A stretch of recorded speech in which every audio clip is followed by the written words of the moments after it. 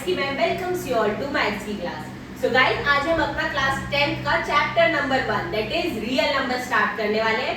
तो class 10th वाले एकदम फोकस्ड होके पढ़ना, बहुत अच्छे से समझ आने वाला है, बस सारा ध्यान यहाँ बोर्ड पे होना चाहिए, ठीक है। सो गाइस, आज की वीडियो में हम करने वाले इसका इंट्रोडक्शन, अगली क्लासेस में हम लोग अपनी एक्सरसाइज एग्जांपल ये सब देखेंगे। तो इंट्रोडक्शन स्टार्ट करने से पहले चैप्टर के नाम का मतलब पता होना चाहिए। रियल नंबर्स क्या होते हैं? रियल नंबर्स वो नंबर्स जो नंबर लाइन पे प्लॉट कर सके, हम लोग जो भी नंबर हम नंबर लाइन पे दिखा सके वो सारे हमारे रियल नंबर होते हैं। चाहे वो नेचुरल नंबर हो, होल नंबर हो, इंटीजर हो, रैशनल, इरैशनल, ये सब मिला के क्या बनता है? एक रियल नंबर। तो आप नंबर्स का एक बार चार्ट लिख लो ताकि तुम्हें हमेशा याद रहे। सबसे बड़े रियल नंबर, रियल नंबर के अंदर दो, रैशनल और इरैशनल, रैशनल नंबर और इरैशनल नंबर, ठीक है। अब रैशनल में भी दो,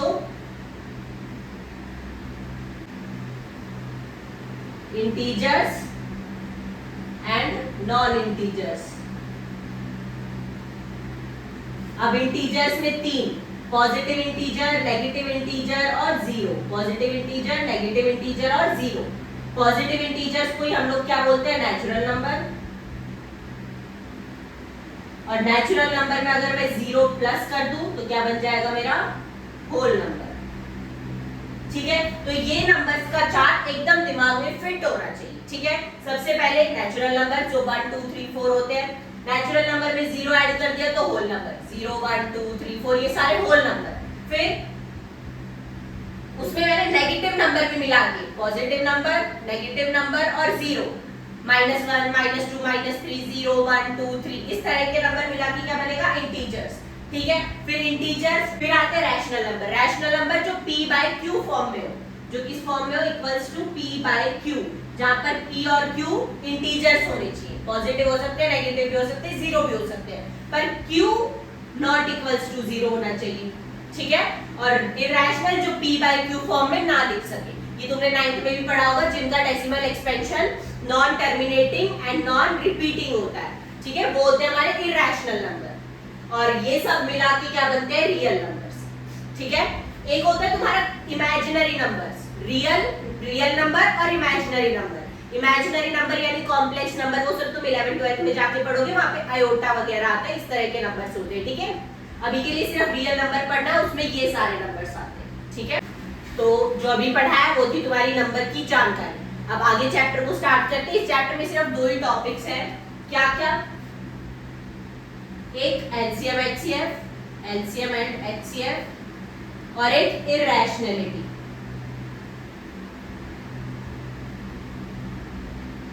ठीक है। सिर्फ यही दो टॉपिक है इस चैप्टर में और पूरा चैप्टर खत्म, और कुछ नहीं है इसमें। सबसे छोटा, सबसे आसान, पूरी 10th का 14 चैप्टर्स में से सबसे इजी चैप्टर रियल नंबर, बिल्कुल छोटा सा, दो ही टॉपिक है, एक एचसीएफ एलसीएम और एक इरैशनैलिटी। तो अभी हम क्या स्टार्ट करने वाले हैं? एचसीएफ और एलसीएम। आइए देखते हैं।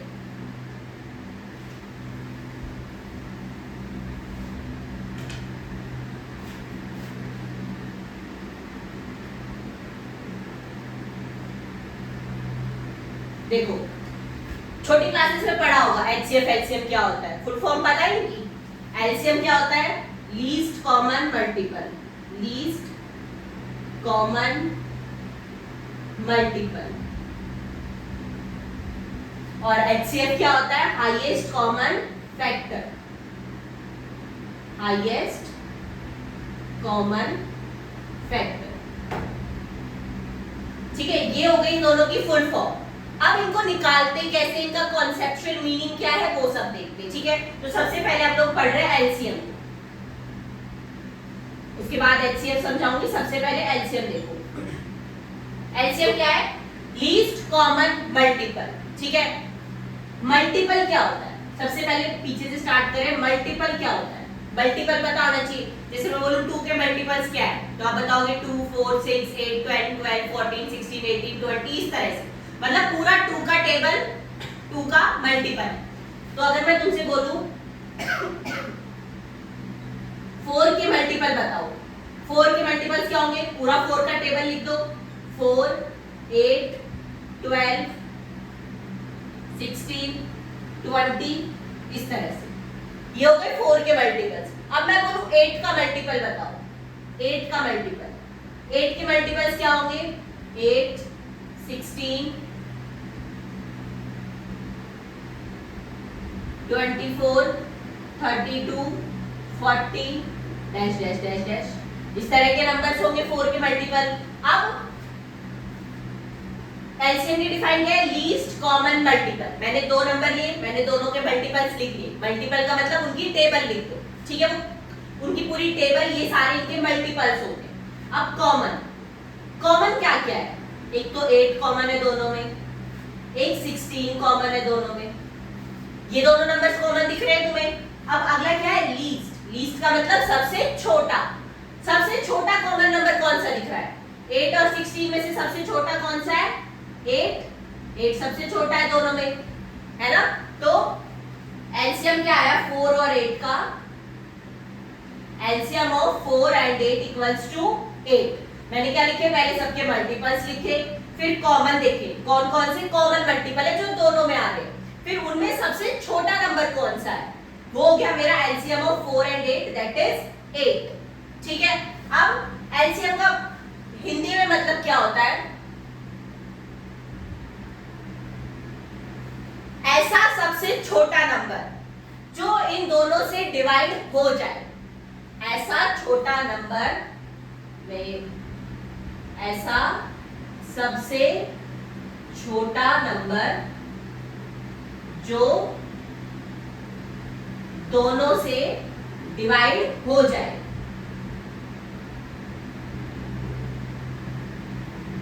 ये होती है तुम्हारी एलसीएम। ठीक है? हिंदी में अगर बोले तो ऐसा सबसे छोटा नंबर जो दोनों से डिवाइड हो जाए। 4 से भी डिवाइड हो रहा है और 8 से भी डिवाइड हो रहा है और सबसे छोटा नंबर है। ठीक है? तो एलसीएम लीस्ट कॉमन मल्टीपल का मतलब ऐसा सबसे छोटा नंबर जो दोनों नंबर से डिवाइड हो जाए। ठीक है? तो कैसे निकाला फिर से सुन लो एक बार। पहले दोनों के क्या लिखे? मल्टीपल्स।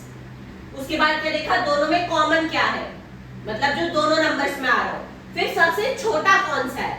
तो 8 सबसे छोटा है, तो एलसीएम आ गया 4 और 8 का 8। ये था तुम्हारा LCM.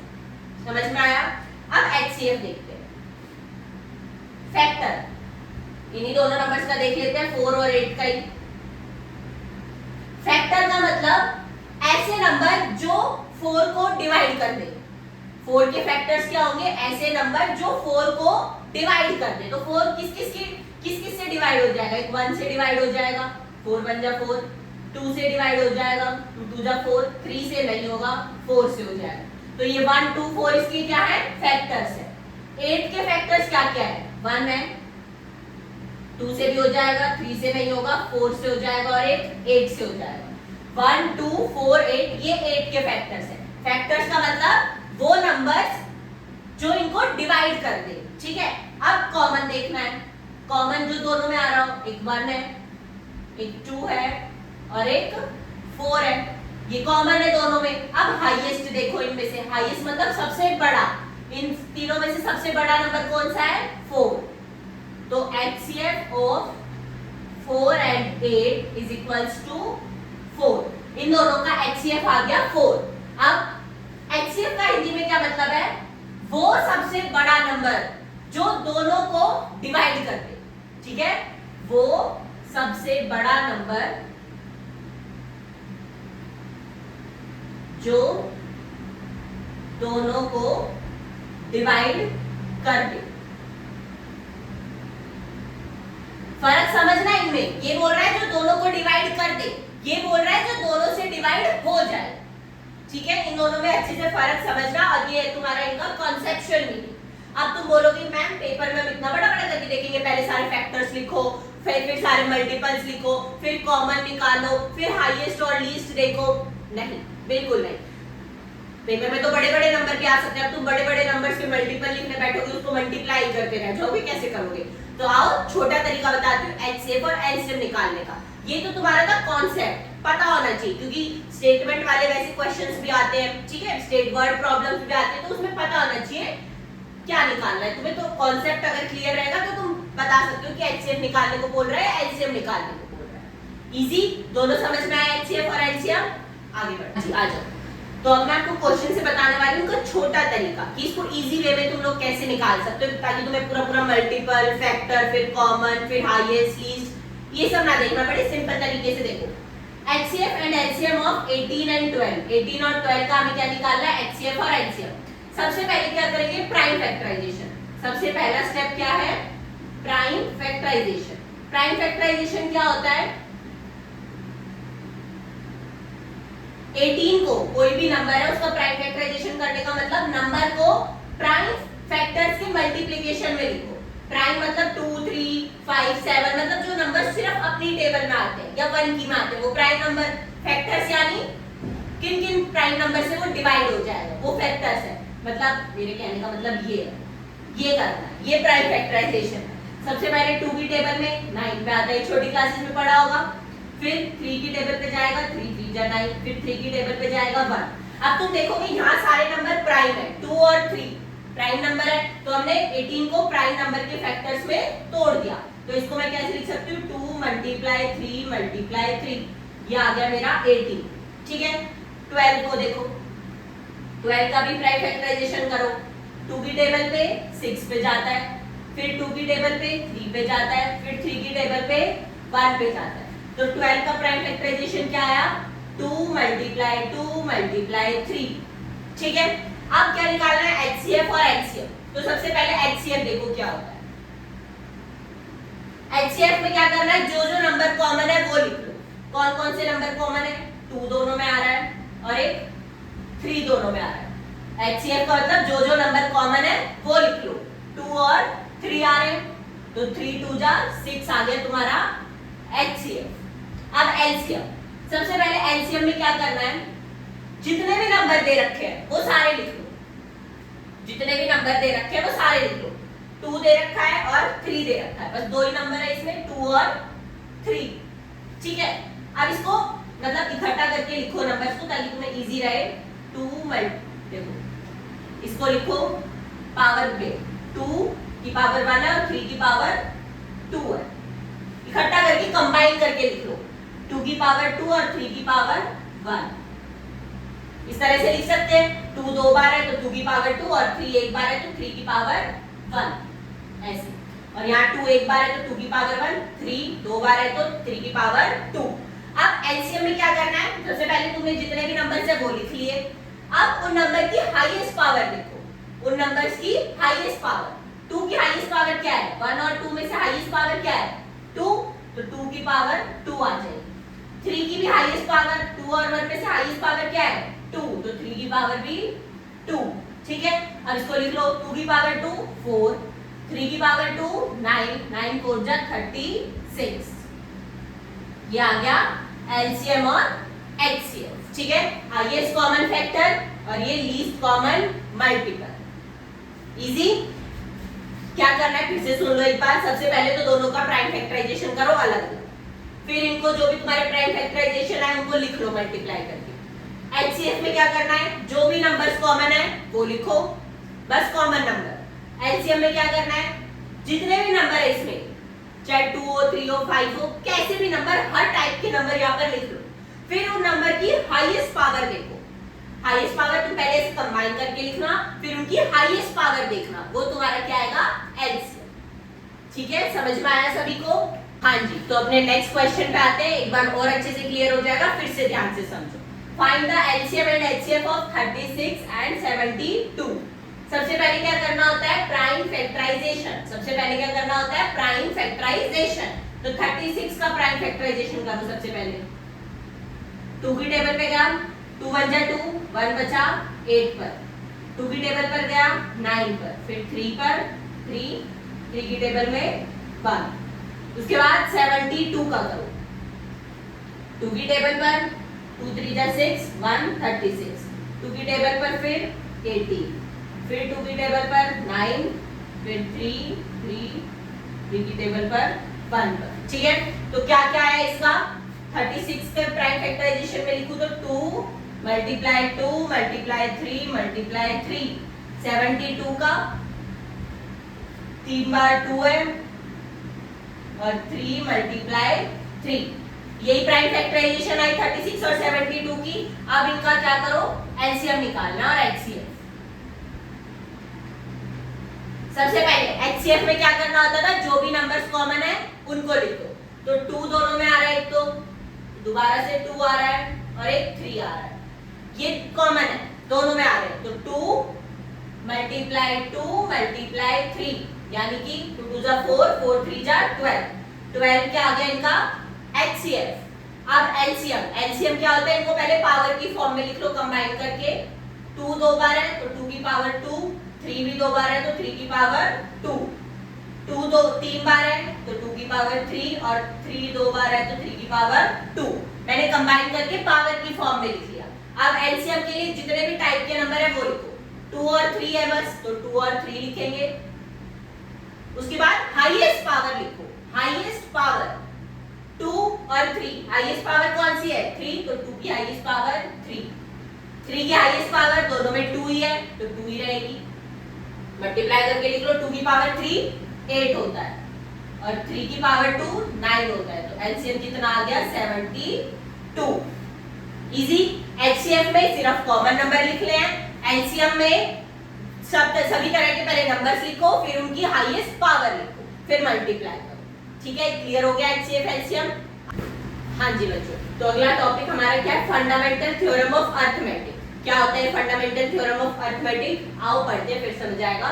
Every composite number can be expressed as a product of primes, and this factorization is unique apart from the order in which the prime factors occur. समझ आया कुछ? तब ऊपर से चला गया। आओ मैं समझाती हूँ, देखो फंडामेंटल थ्योरम ऑफ अरिथमेटिक क्या कहती है, कोई भी कंपोजिट नंबर क्या होता है, प्राइम के उल्टे। प्राइम में क्या होता था, जिनके सिर्फ 2 फैक्टर हो, एक 1 और एक वो नंबर खुद। कंपोजिट जिनके 2 से ज्यादा फैक्टर्स हो, जैसे कि 5 एक प्राइम नंबर है क्योंकि 5 के 2 ही फैक्टर है 1 और 5, इन दोनों की टेबल में ही आता है 5। अब मैं लिख दूं 18 तो कंपोजिट है क्योंकि 18 के फैक्टर्स क्या क्या है, 1 है 2 है 3 है 6 है 18 है 9 है ना। तो 2 से ज्यादा फैक्टर्स जिसके होते हैं उनको क्या बोलते हैं, कंपोजिट नंबर। 2 से ज्यादा फैक्टर वाले नंबर को क्या बोलते हैं, कंपोजिट नंबर। अब every composite number can be expressed as a product of prime. अब हर कंपोजिट नंबर को मैं प्राइम के प्रोडक्ट में लिख सकती हूँ। कैसे, हम प्राइम फैक्टराइजेशन करते हैं ना, 2 की टेबल पे गया 9 पे, 2 की टेबल पे गया 3 पे, 3 पे, तो 18 को मैंने कैसे लिखा, 2 मल्टीप्लाई 2 मल्टीप्लाई 3 मल्टीप्लाई 3, इस तरह से।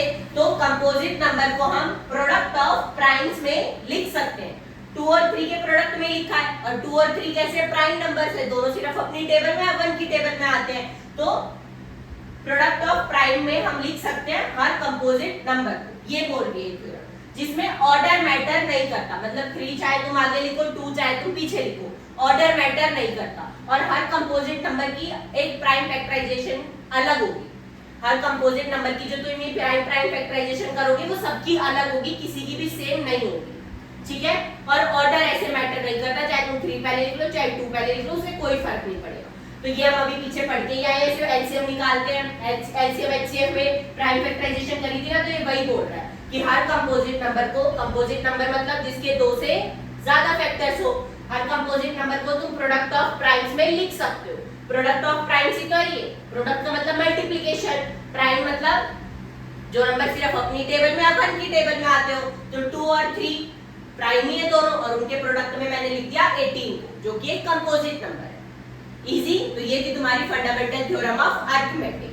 अब एक और प्रॉपर्टी होती है लास्ट, क्या प्रॉपर्टी है, कोई भी 2 नंबर है, कोई भी ए और बी पॉजिटिव नंबर है, उसमें उनके एचसीएफ और एलसीएम का जो प्रोडक्ट होगा वो इक्वल होगा दोनों नंबर के प्रोडक्ट के। एक ये प्रॉपर्टी है, ये ध्यान रखनी है कि कोई भी 2 नंबर है, पॉजिटिव नंबर है, दोनों ए और बी मैंने ऐसे मान लिए, कोई भी 2 पॉजिटिव इंटीजर, उनका एचसीएफ और एलसीएम का प्रोडक्ट उन नंबर्स के प्रोडक्ट के इक्वल होगा। कहीं पे भी तुम चेक कर लेना इस चीज को।